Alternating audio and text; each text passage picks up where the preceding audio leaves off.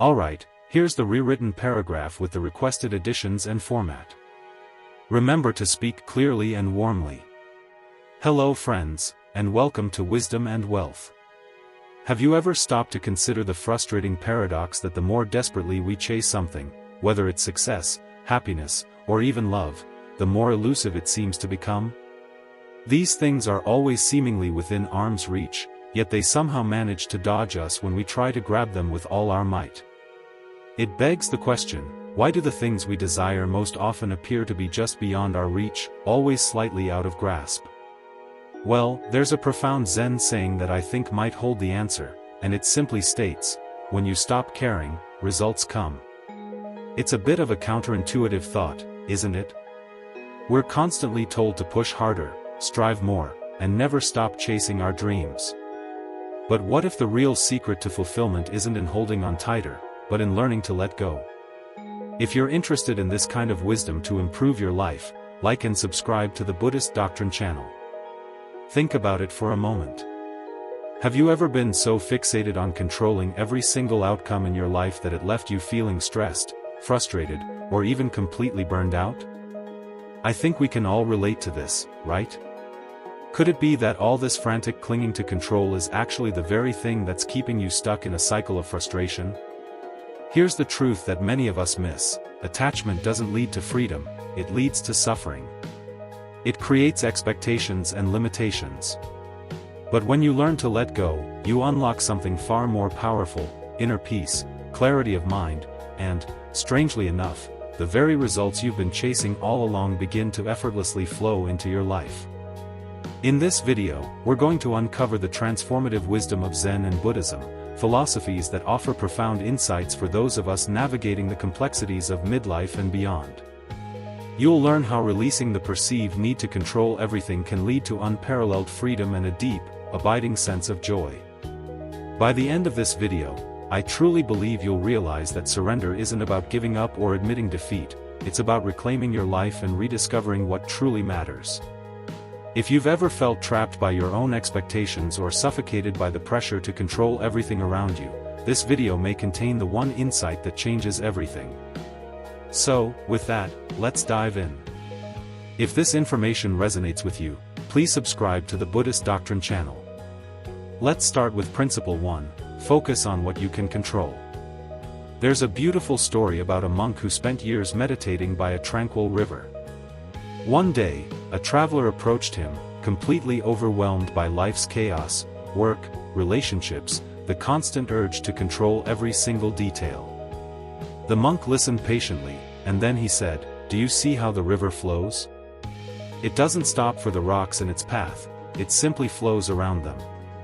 You must be like the river, focus on what you can control, and let go of the rest." This simple yet profound wisdom mirrors one of life's greatest truths: true freedom begins when we stop trying to control the uncontrollable. Buddhism teaches us that suffering arises from clinging to things we can't change, such as other people, outcomes, or past events. The Buddha urged us to focus instead on our own actions, attitudes, and the peace within ourselves. As Epictetus, a Stoic philosopher, so beautifully summed it up, the chief task in life is to distinguish between what is up to us and what is not up to us. Imagine for a moment how much lighter your life would feel if you fully embraced this idea. Think back to a time when you felt particularly stressed, perhaps due to a conflict at work where you felt unheard or unappreciated. How much energy did you waste trying to change someone else's behavior or control the outcome of that situation? Now ask yourself, what if you had instead focused on your own professionalism, composure, and grace under pressure? When we stop clinging to what doesn't belong to us, we regain the power to shape our own destiny. This practice isn't about being indifferent or apathetic, it's about clarity and discernment. It's not that you stop caring entirely, but you stop caring about things that drain you unnecessarily and distract you from what truly matters. Focus on what you can influence: your mindset, your habits, and your responses. Like the river that flows around rocks, your energy becomes unstoppable when it's not wasted on resistance. Here's how to put this principle into practice in your own life. First, identify your sphere of control. take some time to reflect on what is truly within your power. Is it your effort? Your attitude? Your reactions? Start there. Next, consciously release the rest. Acknowledge the things you can't change, such as other people's opinions, the past, or unpredictable events, and consciously choose to let them go. Redirect your energy, channel your focus into actions that are aligned with your values and goals. Take a moment right now and ask yourself, what weight am I carrying that isn't mine to hold? When you let go of that burden, you free yourself, and in that newfound freedom, results begin to flow naturally, just like the river finding its way to the ocean. Take one small step today to release an attachment that's been holding you back. Remember to give a like and subscribe if this helps. Now, let's move on to Principle 2, Embrace Life's Imperfections. A man once approached a Zen master, clearly burdened by his past failures.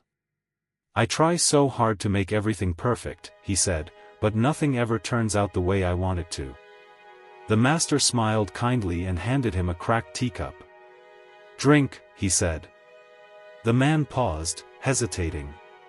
"It's imperfect," he replied. The master nodded, his eyes gentle. "And yet," he said, "it still holds the tea." This simple exchange unveils a powerful truth: perfection isn't the goal, acceptance is. In Buddhist philosophy, suffering often arises from our resistance to reality, from our desire to force life into a mold that simply doesn't fit. We often think, "I'll be happy once everything is perfect," but perfection is a fleeting illusion, always just beyond our grasp.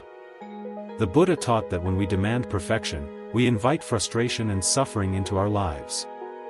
Life is inherently imperfect, and therein lies its beauty. The seasons change, flowers bloom and wither, and even the moon, with all its craters, is still magnificent. Each moment, with its flaws and imperfections, holds wisdom if we're open to it. Think back to the last time something didn't go as planned, maybe a work project that didn't meet your expectations or a relationship that went through a rough patch. How much time did you waste mourning what should have been instead of finding the lessons in what was? The truth is, when we release the need for perfection, we create space for growth and resilience. Today's modern life often teaches us to fear mistakes, to see imperfections as failures. But Zen wisdom invites us to look at those cracks and blemishes differently. They're not flaws, they're where the light enters. Imagine an artist who celebrates imperfections in their work. They find beauty in a crooked line or a smudged stroke. Life is no different, it's the imperfect moments that teach us resilience, creativity, and grace. Here's how to embrace imperfection in your own life. First, shift your perspective. When things don't go as planned, pause. Instead of asking, "Why did this happen to me?" ask, "What can I learn from this?" Mistakes aren't obstacles, they're stepping stones. Next, practice self-compassion. Stop punishing yourself for your flaws. Treat yourself with the same kindness and understanding you would offer a friend. Remember, progress is more important than perfection. Finally, find beauty in the flaws of life. Look for the hidden beauty in what's broken or unfinished, whether it's a chipped cup or an unexpected detour. Let these moments remind you of life's unique charm. Right now, ask yourself, what am I resisting simply because it's not perfect? When you stop clinging to perfection, you unlock a world of freedom. Suddenly, mistakes become opportunities, flaws transform into teachers, and life itself becomes richer and more meaningful. Just like the cracked teacup that still holds tea, you, imperfect and real, are more than enough. Take one small step today to embrace life as it is, not as you think it should be. And remember to give me a like and subscribe and to post on the comments section on the Buddhist Doctrine channel.